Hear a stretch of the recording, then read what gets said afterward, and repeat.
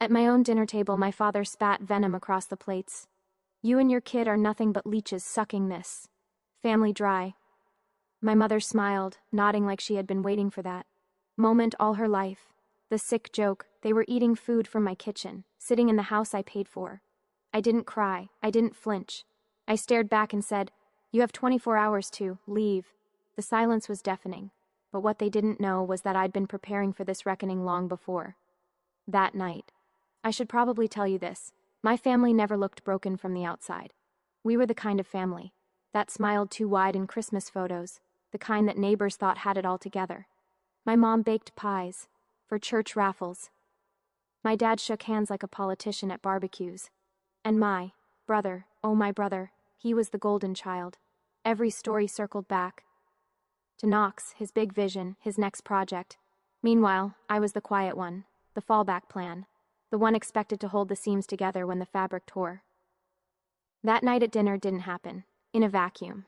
It was years in the making, stitched together from 1,000 little cuts. I remember being a kid, standing, barefoot on the cold tile of our kitchen floor, listening to my mom hum while she stirred a pot of chili. She smelled like cinnamon and laundry soap. She looked so ordinary, but she carried this unspoken rule in every glance. Don't cause waves. Don't question. Family first. Even if it meant family came before yourself, that rule became my cage. By the time I was 16, I already knew where I stood. Knox. Could wreck a car and Dad would say, "Boys will be boys." I got an A- in physics. And Mom's only comment was, "Don't be so hard on yourself." Nova. Not everyone can shine like Knox. I used to lie awake in my bedroom, staring at glow-in-the-dark stars I stuck on the ceiling, wondering if anyone even noticed me beyond what I could give up for them. Fast forward. 10 years later, I had a son of my own. Asher, my anchor, my proof that life could be more than disappointment. He's 12 now, smart, kind, still innocent enough to believe in people. I made a silent vow. The night he was born, swaddled in hospital white, gripping my finger with that tiny hand, I would never let him feel invisible. Maybe that's why the dinner hit me so hard. He was upstairs, probably pressing his ear to the floor, listening to his grandfather tear me apart, hearing his grandmother's silence cut just as deep. What kind of legacy was I passing down? If I let that poison slip into him too? The house they insulted me in, that was mine. I worked for it. Long nights in the office code reviews that stretched into sunrise back-to-back meetings where I had to prove twice as much just to be taken seriously. I built every brick of that home on sacrifices no one in my family even asked about, yet they sat there forks scraping porcelain sipping wine from glasses I bought as if my blood and sweat were their entitlement. And the thing is, it wasn't the first time. The phone calls came in waves. "Can you help us with rent this month?" Your father's truck broke down again. Knox just needs a little seed money. He's this close to a breakthrough. At first, I told myself it was temporary, a phase, family helping family, but temporary, turned into routine. Routine turned into obligation, and obligation turned into chains. I learned to recognize the tone in Mom's voice when she called. Tight, rehearsed, like she'd practiced her lines before dialing. Dad never asked. He demanded. Knox, of course, was always too busy to ask directly. He let them do the dirty work while he pitched investors on the same half-baked dream he'd been recycling since college. But I said yes over and over because saying no made me feel like the selfish one. And every time I told myself this is the last time, it never was. That's the setup you need to know. By the time you see someone like me look her father in the eye and tell him he has 24 hours to leave, understand it's not a single moment of courage. It's the weight of years pressing down until something finally snaps. And what snapped wasn't my temper, it was my patience. The breaking point didn't come all at once. It crept in like a draft under a locked door. You don't notice it at first, but eventually the chill spreads everywhere. It started with a phone call. My mom's name flashed on my screen just as I was shutting down my laptop at the office. For a moment, I hesitated. Calls from her never meant good news. Still, I answered, holding on to that tiny shred of hope that maybe this time it would just be a normal check-in. Her voice was trembling, but I knew the rhythm. I'd heard it 100 times. The performance of a woman rehearsing her lines. "Nova," she said, "your father, he needs surgery. They say his heart might give out if we don't act soon. And the house, well, it's bad. We're behind 300,000. The bank is threatening foreclosure. I pressed my fingers against the window pane of my office, watching the city blur into lights. I wanted to believe her, but I'd been here before. Big numbers, vague details, and always the same ask. Help us. I'll host. Dinner, I said finally. Bring Dad, bring Knox, we'll talk, all of us. The silence, on her end, lasted a beat too long, like she hadn't expected me to demand face, but she agreed. That night, after Asher was asleep, I sat at my kitchen table and scribbled rules onto a sticky. Note documentation. No attacks on my kid, no cash. End the meeting if needed. I tucked the note under my plate like a talisman. Still doubt noted at me. I called Tessa, my friend, who had walked me through every storm since college. We met at a coffee shop on 6th Street, our usual booth by the window. She was already spinning a pencil between her fingers when I arrived. They're lying, she said flatly after I spilled the details. Maybe not, I argued, weak. Nova, come on. No paperwork, no numbers, no hospital bills. They want handouts. You can't bleed for people who'd let you drain out. Her words burned because I knew they were true. She leaned closer, her voice low. Record the dinner. Texas. Is one-party consent. If this turns ugly, you'll have proof. Don't let them twist your story again. I knotted my stomach tight and promised myself I'd follow her advice. The next day dragged. My nerves were raw, every clock tick, louder than the last.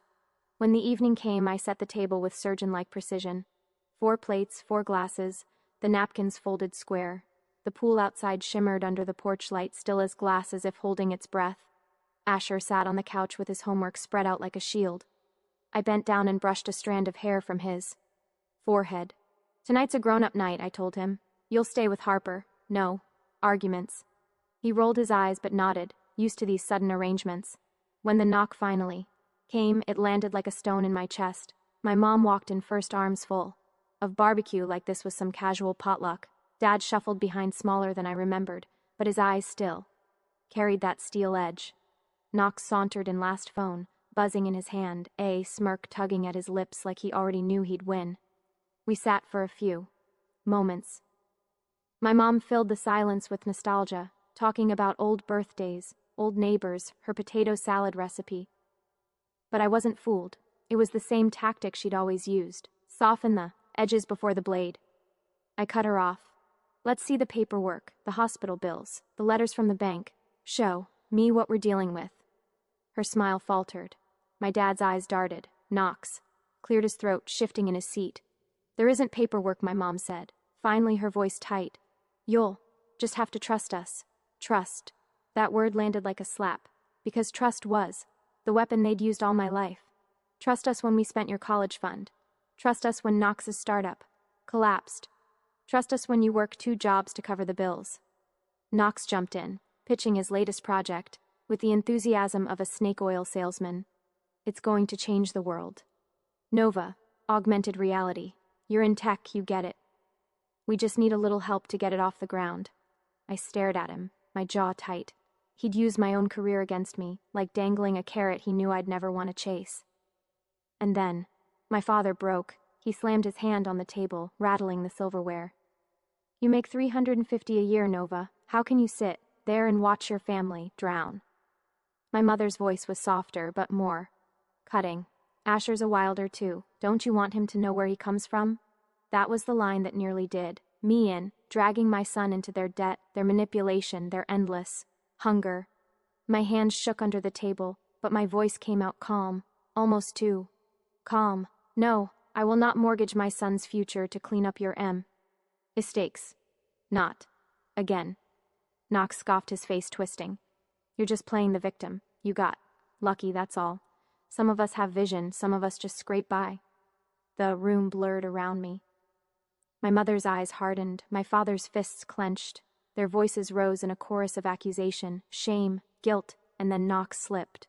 His words tumbled out, faster than his brain could catch them. The debt, most of it's mine. Mom and Dad just backed me up. The air went still. My mother's face drained of color. My father looked away. And in that moment, I knew this wasn't about a house or surgery. It was about Knox. It had always been about Knock. My mother's eyes flashed with something dangerous. If you don't help, I'll go public, she hissed. I'll tell everyone what kind of daughter you are. I'll drag Asher into it if I have to. The threat cut through me like ice. She was willing to weaponize my child. That's when something inside me clicked into place. Cold, clear, final. You have 24 hours, I said again, steady as stone. The silence that followed was heavier than any scream, and in that silence I understood this wasn't just a family dispute anymore. This was war. After they stormed out that night, the house was too quiet, not peaceful hollow. I could hear the faint hum of the refrigerator, the tick of the kitchen clock, but it all felt sharp like background noise cutting through my chest. I stacked their untouched plates into the sink one by one. Each clink of porcelain against steel was a reminder of how much of myself I had wasted trying to keep this family afloat. I should have felt relief, but instead I felt something heavier. Grief, not for them, for the illusion. Upstairs, Asher's room light was still glowing. He had come home from Harper's just before they left. He sat on his bed, cross-legged, doodling rockets in his notebook. When I stepped in, he didn't even look up. Did they leave? He asked quietly. Yes, I said. For good. I paused. We'll see. He didn't answer, just kept sketching. A crude rocket ship with flames shooting from the base. I kissed the top of his head, forcing my voice steady. You don't have to worry, I've got us. But I knew those words were just as much for me as they were for him. The next morning, my phone buzzed nonstop. Not calls, notifications. My stomach sank when I saw it. Tick-tock. My mother in full performance mode, her tears streaking perfectly down her face. She sobbed into her camera about the cold-hearted daughter who had abandoned her parents in their hour of need. She flashed photos of me and Asher in front of our West Austin home, framed like evidence of my selfishness. The hashtags were merciless, were ungrateful. Daughter, family, traitor, heartless. I scrolled through comments until my hands shook. Strangers dissected me like they knew me. Some pied my parents, others tore me apart. How can she do that to her own blood? Poor Dad. Imagine being thrown out by your daw. There. That boy deserves better. That boy. Asher. My chest clenched.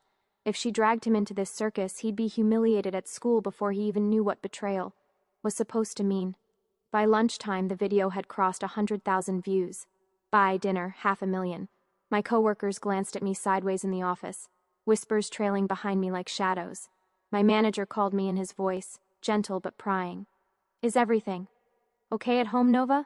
Do we need to be aware of complications? I smiled tight. Lied, said it was under control. Inside, I was burning. Tessa didn't wait for me to call. She pulled me into our corner booth at the cafe, her laptop already open. Save everything, she instructed. Screenshots, links, timestamps. This isn't just drama anymore, it's defamation. Her voice was low, but fierce. They want a war on your reputation. Fine. Then you fight it with paperwork, so I did. I gathered every piece of evidence, her video, the comments, the emails that would soon follow. By the end of the night, I had a digital folder labeled case. It felt cold, mechanical, but it also felt like armor. The following days blurred. My father sent texts begging for just a little bridge loan. Knox released his own videos, spinning the story into a narrative where I had sabotaged his dreams for years. My mother escalated, with more crocodile tears, hinting about my divorce, about Asher's broken family. But in the middle of the storm, Marin called, my real estate lawyer. Her voice was steady calm in the chaos. There's a provision in your parents' mortgage, she said. 2 years ago they refinanced. It's in default. The bank can sell to any qualified buyer without their consent. If you want the house out of their hands, Nova, now's your chance. For the first time in weeks, I felt oxygen in my lungs. A way out, not just defensive fence. The decision came quickly. I gathered financials, authorized Marin to move forward. Within days, the sale was underway. The East Austin house, the same house where my college fund had vanished into Knox's pipe dream, was about to become mine. It wasn't just real estate, it was a message. When the papers cleared, Marin drafted official notices.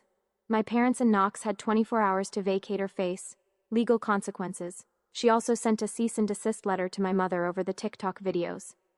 Knox responded, with rage, his texts full of insults, calling me a traitor.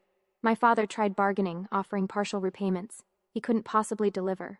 My mother doubled down online, her followers egging her on, but their noise longer. Pierce the way it used to. I hired a cleaning crew, changed the locks, and walked through the East Austin house, like a surgeon dissecting an old wound. The air smelled of dust and regret. In the attic, they found a battered box tucked beneath Christmas ornaments and broken tools. Inside, my grandfather's original will, bank statements, a letter addressed to me. My breath caught.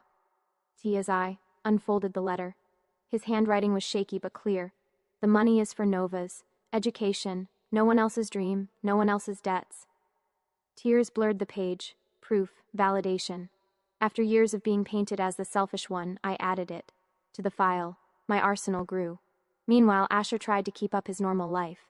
Basketball practice, science projects. His telescope pointed at the stars, but he heard the whispers at school. He asked me one night, "Why does Grandma hate us?" My throat tightened. "She doesn't hate you," I said carefully. "She just made choices that hurt us. And when people are hurting, sometimes they try to drag others down with them."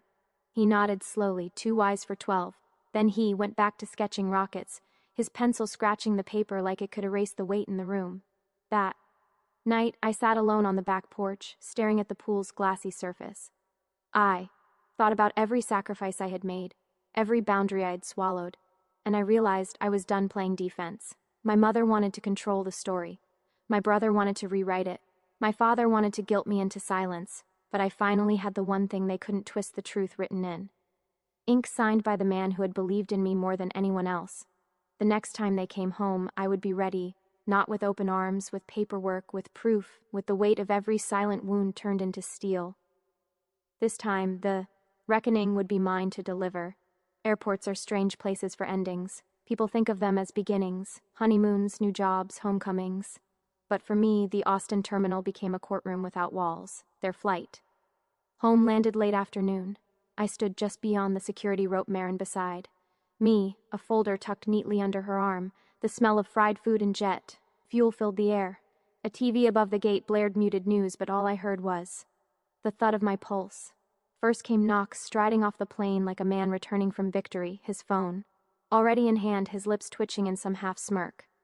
Behind him, my mom clutched a travel pillow, her face arranged in a performance of weariness. She must have practiced the entire flight. My dad followed last, moving. Slower now, but his eyes searching, calculating.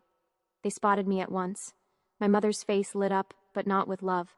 With the satisfaction of someone about to twist the knife. She stepped forward. "Nova, thank God you're here. We knew you'd come around." I didn't move. Marin stepped ahead, calm and precise, and handed over 3 crisp envelopes. "Consider yourselves served." Confusion washed over their faces. Knox tore his open first, his eyes scanning the words, until the blood drained from his face. He looked up, voice sharp, cracking the fragile calm of the terminal. "You bought the house?" "Yes," I said, my voice steady. "It's mine now. Legally you have no claim. And if you don't vacate by the deadline, the sheriff will enforce it." My father's jaw clenched. My mother blinked, stunned. Travelers slowed around us, curious.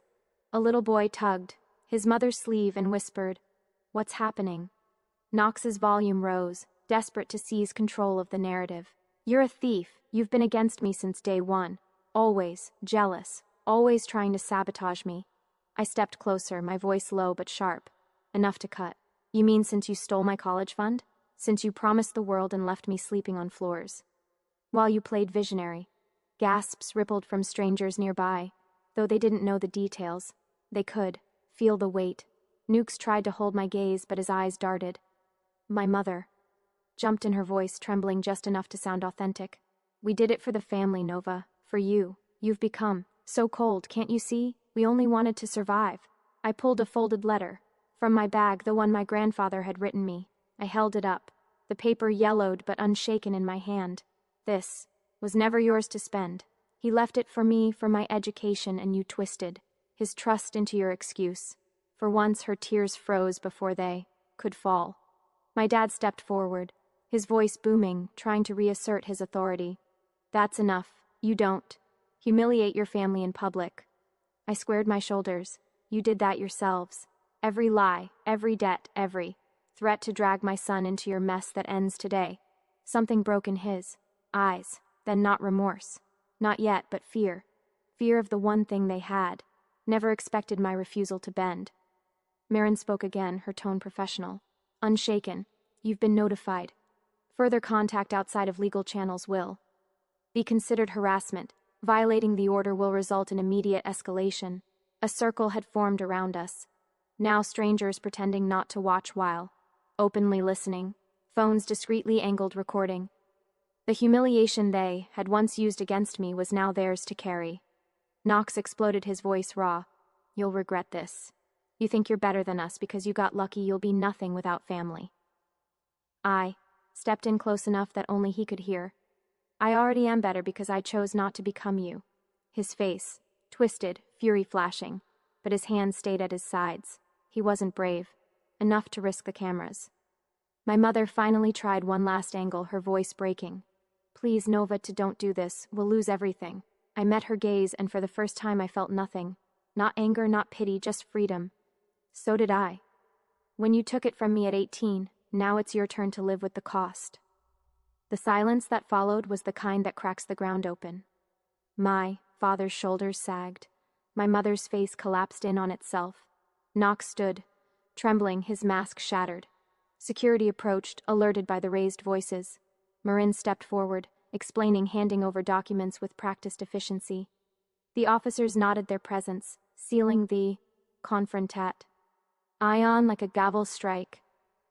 As they were escorted toward baggage claim, my mother twisted back eyes, searching mine for any last flicker of weakness. There was none. I stood rooted, my hands steady, my breathing.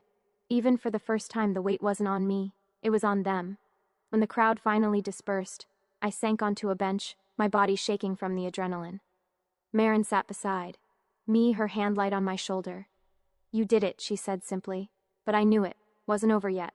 Public battles have aftershocks, reputations don't die quietly. And as much as I wanted this to be the end, I could already feel the tremors of what would come next. Still, for that moment, in the buzzing chaos of the airport, I allowed myself something I hadn't felt in years. Victory. Not the kind you celebrate with champagne or confetti, the kind that comes from surviving a war you never chose, and realizing you finally held the power. And as I walked out into the Texas sun, my phone buzzing in my pocket, I thought of Asher, of his rockets and his quiet resilience. And I swore to myself, no. Matter what storm came next, I'd face it with the same steady resolve, because now I knew I could win. The days after the airport felt strange, like stepping into a house where the furniture had been rearranged. Everything looked familiar, but the weight had shifted. For the first time in years, my phone didn't buzz with my mother's demands, Knox's pitches, or my father's booming threats. The silence was almost unnerving, but it didn't last. The fallout came quickly. My mother posted one last video. This time she wasn't crying. She wasn't even blaming me. She turned on Knox, her words were clipped, defensive, almost frantic, as she explained how he had dragged her into his schemes. She begged her followers for forgiveness, admitting she had gone too far. It should have felt like vindication, but all I felt was emptiness. When your own mother uses social media as a confessional booth, you stop craving her apologies. Knox spiraled. His videos grew erratic, the confident swagger slipping into desperation. He railed about betrayal, about how I had stolen his shot at success. But the numbers didn't lie. His startup was gone, his credibility, fractured his parents' house, no longer his stage. Eventually, even his followers stopped caring. And my father, he did the one thing I never expected. He went silent. No calls, no texts. He faded out of the picture like smoke dissipating after a fire. Meanwhile, the court process unfolded. Marin guided me, through each step, her calm precision a shield. The will, the IOU, the refinance. Papers, they painted a story that couldn't be denied. The judge ruled in my favor, ordering the property secured, and protecting me from further harassment. Financial restitution wasn't possible. The money had long been burned through, but the recognition mattered. The truth was on record now, not just a wound I carried in silence. The East Austin house was officially mine. I hired a crew to clear it out, to sweep away decades of dust and regret. They found boxes of broken gadgets, unopened, mail, faded photo albums. I kept only one thing, my grandfather's letter. Everything else I let go. Asher came with me on the last day. We stood in the yard beneath the pecan tree, its branches heavy with late summer leaves. He looked up at it, then at me. "Can we plant one at our house?" he asked. I nodded. "Yeah, this time we'll watch it grow together." Back in West Austin, we dug into the backyard soil, our hands dirty sweat dripping under the Texas sun. We planted a young pecan tree, small but sturdy. Asher checked on it, every morning, convinced it would sprout overnight. I told him what my grandfather once told me. Trees and trust both take time. Life began to settle into a rhythm again. Friday, taco nights returned. Homework spread across the kitchen table. Laughter replaced the tension that had haunted every family dinner. I also said yes to the journalist who reached out. I told the story not for revenge, not to humiliate, but for the people out there sitting in the same silence I had once endured. The article went live, raw and unfiltered, and the response was overwhelming. Messages poured in from strangers, daughters who'd been scapegoated, sons cut off for saying no, people who thought they were alone until they read my words. It was healing in a way I hadn't expected. My pain had become proof that survival was possible. One evening, as Asher worked on a science project, Tessa and I sat on the porch, the cicadas buzzing around us.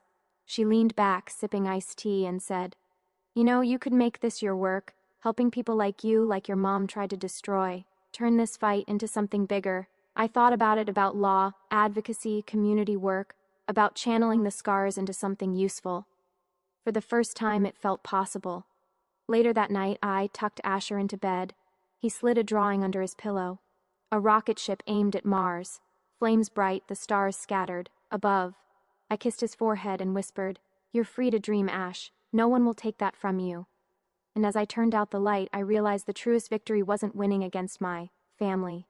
It was building one with my son, rooted in love, protected by boundaries, watered with truth. The pecan tree outside would take years to bear fruit. But it was ours, and so was the future. Family is supposed to mean safety, protection, love. But sometimes the people who share your blood are the first ones to wound you. I spent years carrying their betrayal like a second skin, convincing myself that if I just gave a little more, maybe one day they'd finally see me. They never did. And that's the truth I want you to hear. Love without respect isn't love at all.